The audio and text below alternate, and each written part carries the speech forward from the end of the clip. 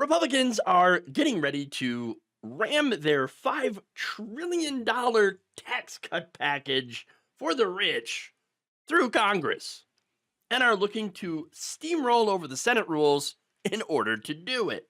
So now, HuffPost explains, and I'm going to get into some arcane rules here, okay?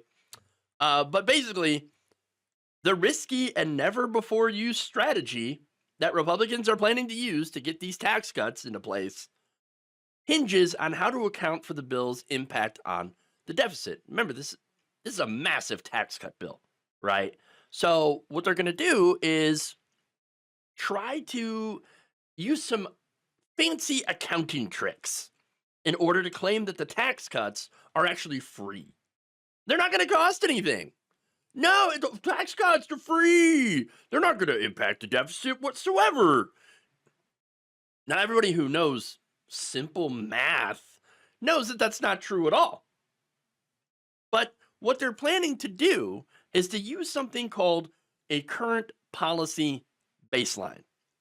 So basically, they're saying, well, hey, look, the current policy has the 2017 tax cuts already baked in.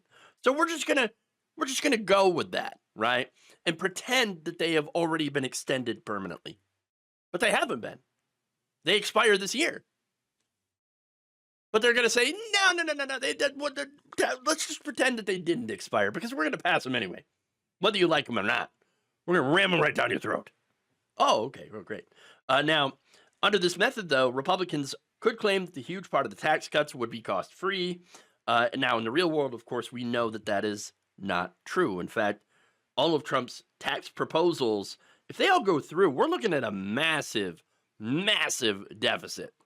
I mean, if not offset, the tax proposals could increase the deficit by 9.1 trillion over 10 years. And again, this is from mostly from the Trump tax cuts. Okay. And by the way, it will also help the very wealthy. Look at that. It would, of course, decrease the taxes most for the very rich. Because that was the whole point. Of course it was the whole point. Now, it's important to note, too, that this money will not trickle down because it never trickles down.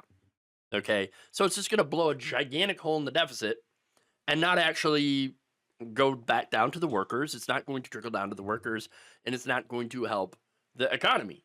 It's just taking money and handing it to the rich. That's it. So now, that said, they're using this current policy thing baseline in order to try to push this to say, well, it's free, so we're just going to keep doing this, and we're going to extend them and these tax cuts, and everybody's a winner, right? Wait a minute. Well, this has got to go through Congress, right? Can't the Democrats just filibuster it? No, it's because they're trying to ram it through using budget reconciliation. Now, when you put something through reconciliation, that only requires a simple majority vote in the Senate. They've got enough votes. They need 51. They've got it. So, yes, a lot of these Republicans, even though, the fiscal hawks, they're still going to probably vote to support tax cuts for the rich. Of course they are. Even though if they're saying, oh, well, look at the deficit, though. Yeah, but their solution to that is just to gut even more of the government.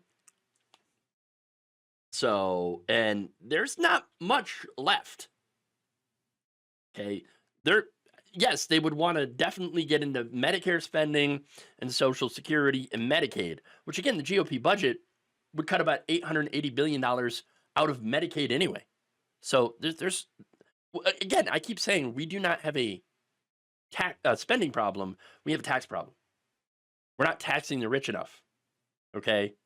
They're not paying what they owe. There's so many loopholes and so many exemptions.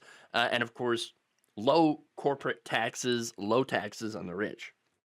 And so that's one of the problems, right? Now, here's some irony, okay? Now, Republicans are also expected to seek a green light using current policy from the Senate parliamentarian. Oh, remember the Senate parliamentarian? Turns out the Republicans were like, you know what? Screw the parliamentarian. Don't care. A meeting between the parliamentarian and Democratic and Republican budget staffers was canceled on Tuesday, a sign that Senate Republicans are just planning to jam it through anyway.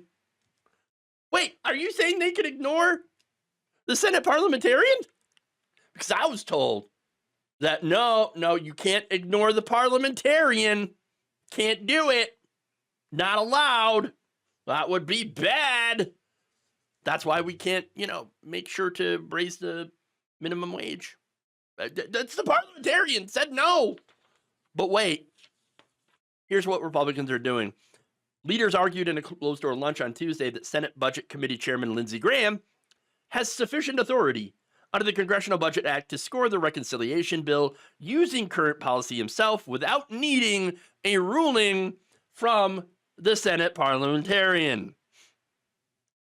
So they're just going to ignore him. That's it. And Democrats said that pushing current policy and ignoring the parliamentarian would be like going nuclear on Senate rules and would further weaken the institution. In fact, this is what Minority Leader Chuck Schumer said. Quote, it shows that Republicans are so hell-bent on giving these tax breaks to the billionaires that they're willing to break any rules, norms, and things they promised they wouldn't do. To which Republicans probably said, LOL, what? You believe me? You actually believe me? Sucker. You guys are suckers. Ha! More like paid to lose, but still. Would you look at that? They're going to ignore the Senate parliamentarian. Look, expecting Republicans to play by the rules is just wishful fantasy at this point. It'll never happen. They don't care about the rules. That's not to say that Democrats couldn't challenge what Republicans are doing. That would require a little bit of, backbone, a little bit of intestinal fortitude, something.